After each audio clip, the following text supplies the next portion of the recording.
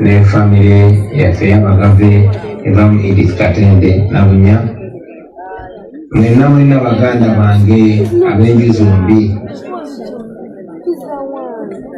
basaasirako nti kitalo nnyo kitalo ddala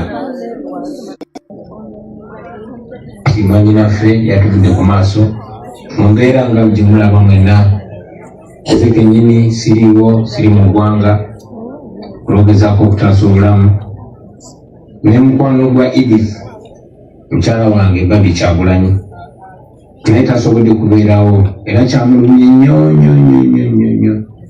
kyantwalidde amaanyi mangi omukakanya olw'okufiibwako munne naye ffenna kitalo ffenna buli omu Edith abadde alina engeri gyakonekutinga naye kubangi Edith muzika mukwano gwammwe si mukyala wa comrade wammwe kuba wadde Alex Wise wa comrade naye era ne Edith abadde comrade si just mukyala wa comrade. Edith nze ng'omuntu ne family yaffe twamumanya much earlier before we even met her. Nze Edith namumanya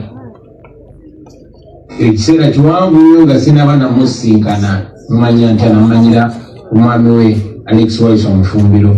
Wise wange anyumya nnyo ku Edith ayogera Katende n'akunyonyola kino n'akunyonyola kino.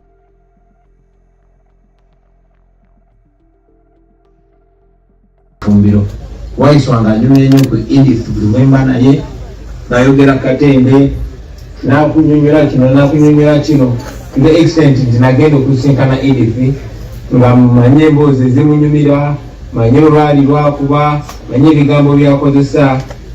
That is how connected Wise was with the wife.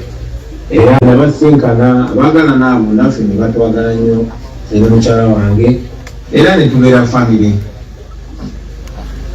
era nafuna omukisa batuma n'omwana waabwe erinnya lyange bamutuma Mitembo Ebo oyo omuto kyakitiibwa nnyo.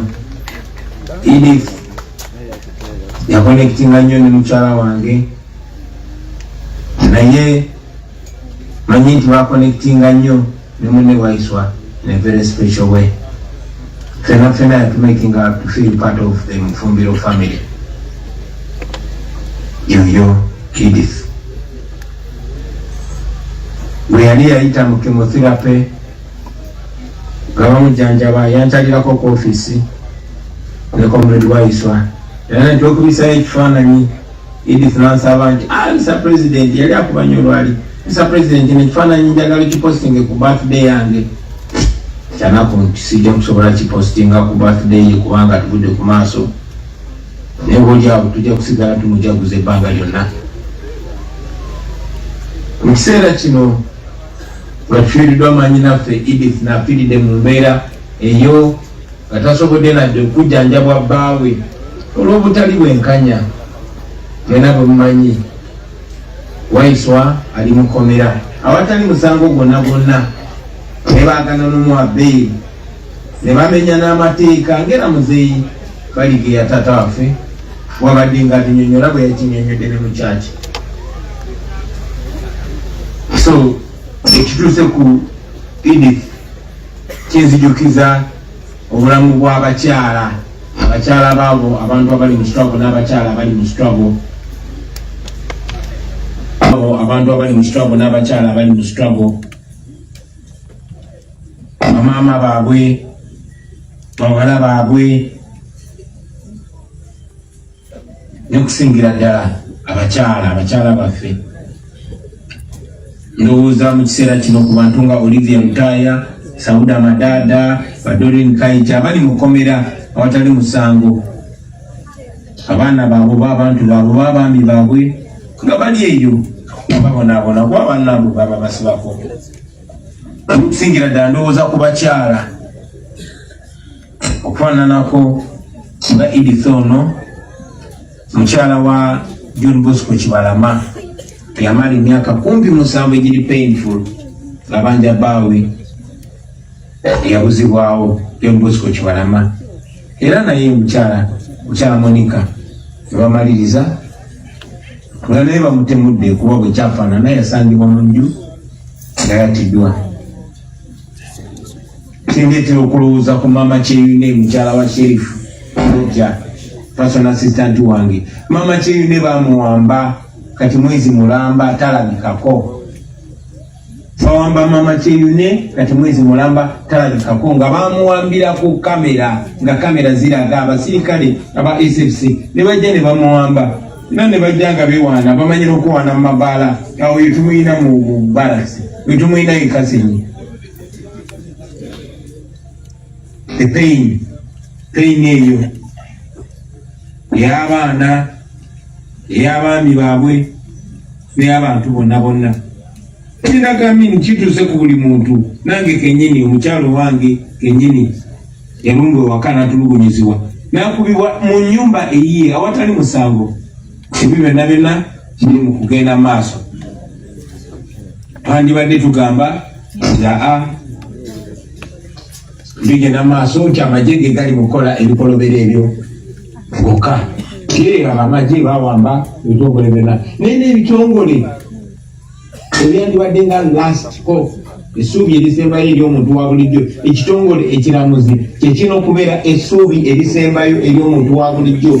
Jalina okufuna obwenkanya kyobola abakiyita ekitongole kya justice kitegeeza bwenkanya. Naye omulamuzi nagera ku makya n'agamba nedda oyo tebagenda mweyimirira. Naye bwe bazze omusajja ng'asaba nti waakiri munzikirize nziike omukyala wange, ne bamugaana okuziika mukyala we kuba akafaananyi waayiswa nga tudde mu kkomera nga talina musango gwe yazza, naye nga tudde mu kkomera nga mukyala we yafudde olw'okulema okujjanjabwa bbaawe gwe baasiba. Naye bbaawe baamuganyira okweyimirirwa asobola okukola omukolo ogusembayo ogw'okuziika mukyala we, ng'abatemu ababbi batambula butaala, abassa abantu publicly nga balya butaala. Mwengo omuntu kubanga ayogera ku bikyamu ebigenda maaso mu ggwanga, kubanga ayagala ensi ekulemberwe mu ngeri esingawo, nabeera bw'ati. Bitulwanya ensonga laki tugenda maaso nga tubirwanyisa baffe bitubijjawo, kubanga teri ali bulungi okutuusa nga ffenna tuli bulungi. Naabo abalowooza nti bali bulungi nabo bali bubi nga buli muntu yenna. Njagala okusaasira famire muganda wange Kato, zikiriza nkwebaze olw'okuyimirirawo wa muganda waffe. Eggwanga olirabye ekifaananyi ekyenjawulo, kubanga kasi eggwanga libadde ligoberera byonna mukyanga bakwata waayiswa n'oyimirirawo n'okola kampeyini ze.